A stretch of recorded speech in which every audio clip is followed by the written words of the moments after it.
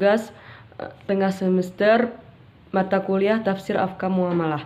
Baik, kali ini saya akan menjelaskan atau menerangkan tentang surah Al-Baqarah ayat 276, di mana di sini Allah Subhanahu wa taala berfirman, Bismillahirrahmanirrahim, yamhaqullahu riba wa yurbis shadaqat wallahu la yuhibbu kulla kaffarin athim.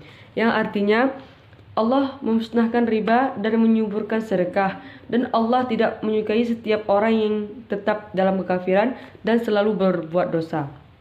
Baik, di sini Allah Ta'ala memberitahukan bahwa Dia menghapuskan riba, baik menghilangkannya secara keseluruhan dan dari tangan pelakunya, maupun mengharamkan keberkahan hartanya, sehingga ia tidak dapat mengambil manfaat darinya. Bahkan Dia melenyapkan hasil riba itu di dunia dan memberikan hukuman kelak di akhirat.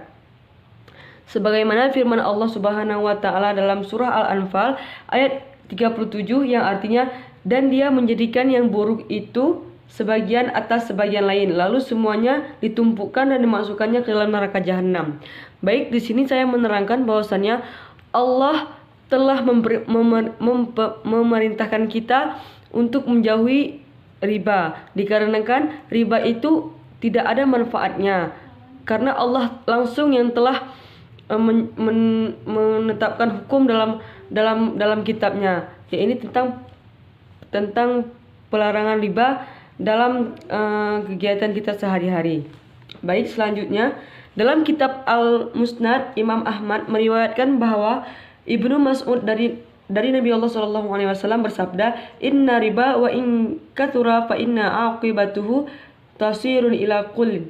Artinya, sesungguhnya riba meskipun pada awalnya banyak, namun akhirnya menjadi sedikit. Hadis riwayat Ahmad nomor 1, hadis riwayat Ahmad 1 atau 395. Hadis tersebut juga diriwayatkan oleh Ibnu Majah, yang demikian itu dari sisi muamalah. Nah, di sini jelas bertentangan dengan tujuan mengambil riba supaya banyak, gitu kan? Jadi firmannya yurbis shadaqat dalam ayat surah Al-Baqarah tadi, kata itu dibaca dengan memberikan dhammah pada huruf ya. Kata yurbi tersebut berasal dari kata arbahu yarbi atau rabi syai'un yarbu gitu, yang berarti memperbanyak dan mengembangbiakkan. Ada juga yang membacanya yurabbi dengan memberikan dhammah pada huruf ya yang disertai dengan tasdid pada ba, berasal dari kata at-tarbiyatu. Dan dalam Imam Al-Bukhari meriwayatkan dari Abu Hurairah, ia menceritakan Rasulullah SAW pernah bersabda, yang artinya, barang siapa bersedekah senilai 1 kurma yang dihasilkan banyak usaha atau baik halal, dan Allah tidak menerima kecuali yang baik, maka sesungguhnya Allah menerimanya dengan tangan kanannya, lalu memeliharanya untuk pelakunya, seperti halnya seseorang di antara kalian memelihara anak kudanya hingga menjadi sebesar bukit. Hadis riwayat Al-Bukhari. Dan hal yang sama juga diriwayatkan oleh Imam Muslim, Imam At-Tirmidzi dan An-Nasa'i. Firman-Nya, wallahu la yuhibbu kulla kaffarin asim. Maksudnya di sini, Dia tidak menyukai orang yang senantiasa ingkar, yang selalu berbuat dosa, baik maupun ucapan maupun perbuatan. Penyebutan sifat di atas dalam mengakhiri ayat ini sangatlah tepat, karena seseorang yang melakukan riba itu pada hakikatnya tidak mau menerima yang halal dan yang telah ditetapkan oleh Allah Subhanahu wa taala baginya, dan tidak merasa cukup dengan usaha yang halal tersebut. Bahkan ia berusaha memakan harta orang lain dengan cara yang batil, yaitu dengan berbagai macam usaha busuk. Dengan kedemikian, ia telah mengingkari nikmat Allah Subhanahu wa taala yang telah memberikan kepadanya, zalim dan berbuat dosa dengan memakan harta orang lain dengan cara yang batil. Baik, di sini Allah memusnahkan harta yang diperoleh dari hasil praktik riba sedikit demi sedikit sampai akhirnya habis, atau menghilangkan keberkahannya sehingga tidak bermanfaat dan menyuburkan sedekah, yakni dengan mengembangkan dan menambahkan harta yang disedekahkan, serta memberikan keberkahan harta, ketenangan jiwa dan ketenteraman hidup bagi pemberi dan penerima. Jadi di sini baik saya akan menyimpulkan dari penafsiran Quran surah Al-Baqarah ayat 276 tadi. Di sini Allah sangat tegas menjelaskan bahwasannya tidak boleh kita itu sebagai umat muslim menghalalkan praktik riba, dikarenakan secara jelas Allah menyatakan bahwasanya riba yang telah diterapkan oleh Allah dalam Al-Quran dan juga dalam hadis-hadis Rasul dapat merugikan kita pribadi, dikarenakan baik itu secara langsung maupun secara sedikit demi sedikit. Nah, oleh karena itu teman-teman semua, kita di sini sebagai mahasiswa ekonomi syariah tentunya menerapkan konsep tidak bolehnya praktik riba dalam kegiatan muamalah, tentunya dalam kegiatan kita sehari-hari seperti dalam perdagangan maupun dalam praktik perbankan dan segala macam. Oleh karena itu makanya terjadinya reformasi sistem keuangan yang terjadi saat ini, perubahan atau peralihan dari konvensional menuju syariah. Itu salah satu gunanya yaitu agar terhindarnya praktik riba dalam keadaan ataupun dalam kalangan masyarakat, seperti itu.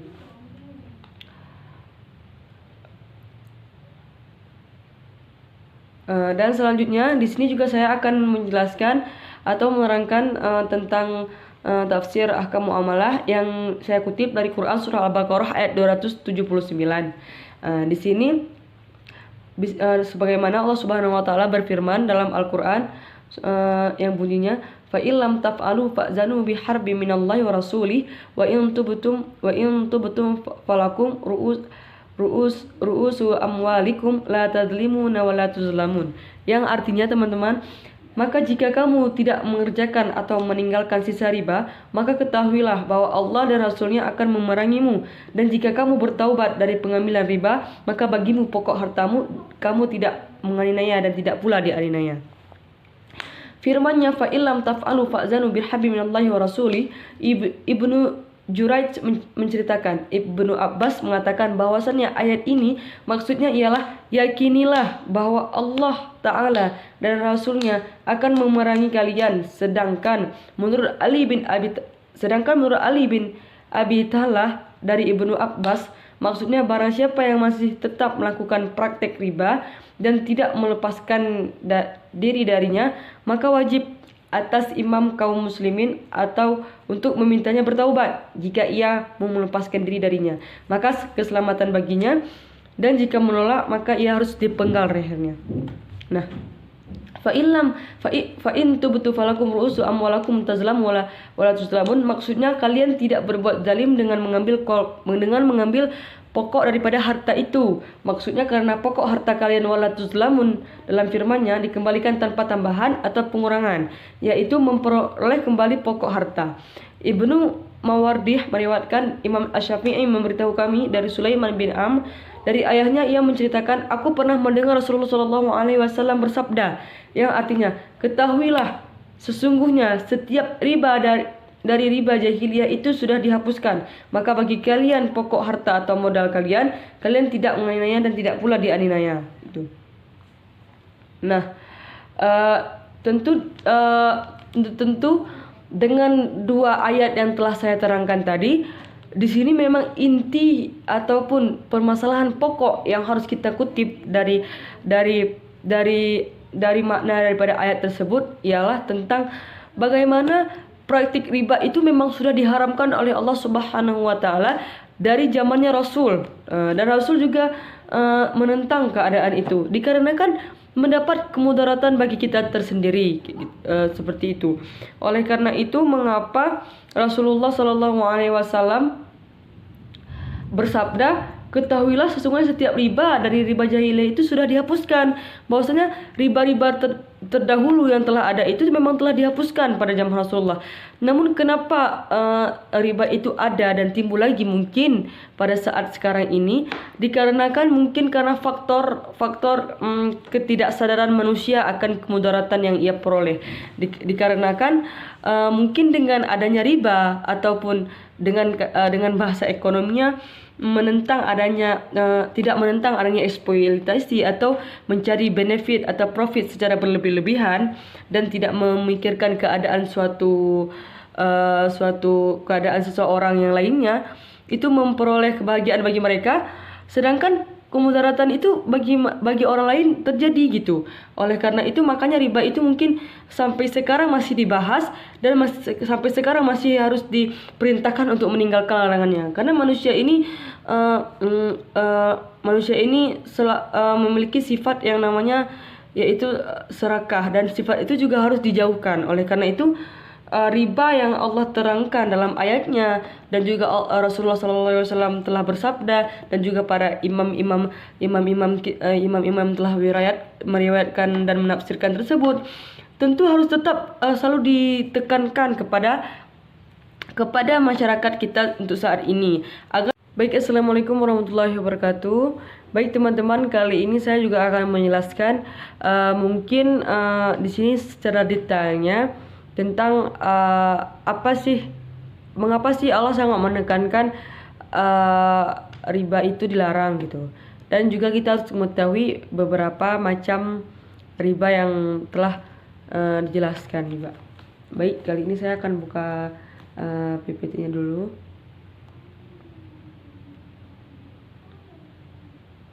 Nah, jadi saya kutip beberapa dari artikel tentang mengapa Allah sangat mengharamkan riba tersebut.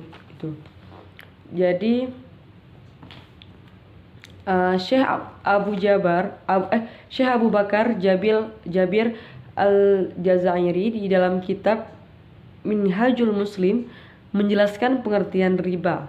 Menurut matan pengajar tetap di Masjid Nabawi, Madinah itu, riba adalah penambahan sejumlah harta yang bersifat khusus. Secara bahasa, riba artinya penambahan. Baik, di sini teman-teman kita ambil contoh dulu dari pengertian makna dari kata penambahan dalam riba ini. Misalnya teman-teman memiliki uang sebesar misalnya 20.000 gitu. Saya meminjam si A dan si B melakukan transaksi utang piutang. Misal si B meminjam uang kepada si A 20.000 dengan jangka waktu 2 minggu misalnya. Ketika jangka waktu 2 minggu itu si B belum mampu membayar, maka si B membayar kepada pihak si A itu 25.000 atau 23.000 atau lebih daripada 20.000. Nah, penambahan 5.000 ataupun 3.000 yang diberikan B kepada si A itu, walaupun mereka baik-baik saja nih melakukan transaksinya, itu dikatakan riba dalam Islam. Mengapa? Karena pasti di antara kedua belah pihak terjadi atau merasakan kemudaratan daripada ketika si B menambahkan uang 5.000 tadi atau tidak sesuai dengan jatah yang dipinjam oleh si B kepada si A. Nah, itu maksud kata penambahan atau maksud daripada riba secara bahasa itu tersendiri. Nah, kita lanjut. Sementara menurut Syed Qutb dalam buku tafsir ayat-ayat riba, mengupas persoalan riba sampai ke akar-akarnya, mengatakan tradisi Arab klasik memberi pengertian riba secara spesifik, yaitu penambahan utang akibat jatuh tempo. Nah, seperti yang saya jelaskan pada teman tadi, contohnya tadi. Berarti dari dulu memang bangsa Arab juga menerapkan sistem riba itu secara klasik atau secara kegiatan sehari-hari gitu. Oleh karena itu terjadilah kemudaratan di dalamnya. Dan lebih jelas lagi atau lebih nyata lagi, riba itu pada transaksi utang piutang seperti itu. Pengertian riba secara umum adalah penambahan nilai barang tertentu dari penambahan jumlah pembayaran utang. Di dalam Islam, pelarangan riba dilakukan secara bertahap, sama seperti ketika pemberlakuan haram atas kham. Sebab di zaman jahiliyah praktik riba sudah dilakukan secara terang-terangan. Apabila ketika itu dilarang secara langsung, tentu akan menimbulkan penolakan secara frontal. Nah, pada masa zaman Rasulullah dahulu, pada masa Arab jahiliyah, riba itu dilakukan secara terang-terangan. Mungkin kalau keadaan sekarang, zaman modern sekarang, ribanya itu dilakukan secara silent ataupun dengan kata lain kayak tersembunyi ya teman-teman. Namun pada masa Rasulullah dulu, pada Arab jahiliyah dulu, mereka melakukan secara terang-terangan gitu. Jadi kalau misalnya pada zaman dulu dilakukannya ataupun memberi perintahnya secara langsung, itu jelas masyarakat Arab dengan wataknya yang sangat keras, tentu mereka menolak hal itu secara frontal atau tidak mau gitu kan. Tidak mau meninggalkan praktik riba ini. Dan seiring dengan berjalannya waktu, akhirnya riba benar-benar dilarang secara tegas melalui mungkin pendakwaan Rasulullah dan segala macam yang telah diterapkan Rasulullah kepada umatnya, tentu untuk kebaikan umatnya tersendiri. Nah, dari Jabir bin Abdullah radhiyallahu anhu berkata, Rasulullah shallallahu alaihi wasallam melaknat pemakan riba dan yang memberi makan riba dan juga saksi dan penulisnya. Semua sama saja. Hadis riwayat Muslim, Ahmad, Abu Daud dan At-Tirmizi. Nah, misalnya nih, saya memberi peminjaman uang tadi seperti si A dan si B yang saya jelaskan tadi. Ketika saya sudah memberi pinjaman uang, lalu si B juga melakukan transaksi dengan saya dan terjadinya riba, dan saksi-saksi yang telah melihat terjadinya proses transaksi kami, itu semua dilakukan oleh Rasulullah karena memang tidak bagus ataupun memang tidak boleh, saking tidak bolehnya riba itu sampai saksi dan penulisnya segala macam itu dilarang oleh Rasulullah SAW. Nah, baik teman-teman, di sini saya akan menjelaskan macam-macam riba secara umum. Ada 3 jenis, yaitu riba fard, riba nasihah, dan riba aliyat. Ini penjelasannya sebagai berikut. Riba fard. Riba fard adalah tambahan yang ada pada pertukaran barang. Riba dengan barang riba sejenisnya. Misalnya menjual 1 kuintal gandum dengan 1/4 kuintal gandum. Nah, berarti ini intinya di sini tambahan yang ada pada pertukaran barang, riba dengan barang riba sejenisnya. Nah, yang kedua ada riba nasihah. Riba nasihah ini merupakan penangguhan penyerahan atau penerimaan jenis barang riba yang dipertukarkan dengan jenis barang lainnya.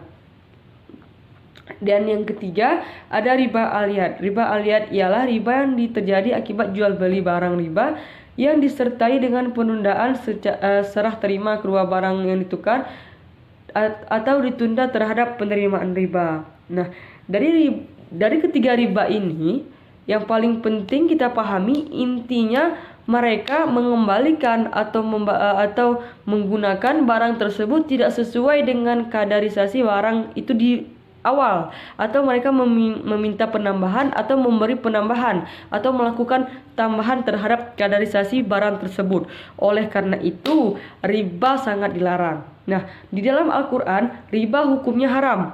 Ada artikel menjelaskan Ahmad Sarawat LC MA dalam bukunya Kiat-Kiat Syar'i Hindari Riba menuliskan pelaku riba akan diperangi Allah Subhanahu wa taala di dalam Al-Qur'an. Jelaskan, bahkan menjadi satu-satunya pelaku dosa yang dimaklumatkan perang di dalam Al-Qur'an. Di dalam Al-Qur'an adalah mereka yang menjalankan riba gitu.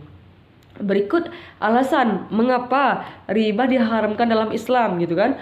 Termasuk 7 dosa besar. Yang pertama termasuk 7 dosa besar. Riba disebut menjadi salah satu dari 7 dosa besar yang telah ditetapkan oleh Rasulullah SAW. Dalam sebuah hadis dari Abu Hurairah radhiyallahu anhu berkata bahwa Rasulullah SAW bersabda, "Jauhilah kalian dari 7 hal yang mencelakakan." Para sahabat bertanya, "Apa saja ya Rasulullah?" Syirik kepada Allah, sihir, membunuh nyawa yang diharamkan Allah kecuali dengan hak, makan riba, makan harta anak yatim, lari dari peperangan, dan menuduh zina. Jadi riba ini termasuk ke dalam 7 dosa besar teman-teman. Oleh karena itu tentunya kita harus menjauhkan praktik riba ini. Yang kedua, diperangi Allah Subhanahu wa taala seperti yang dijelaskan tadi dalam Quran surah Al-Baqarah ayat 278 sampai 279.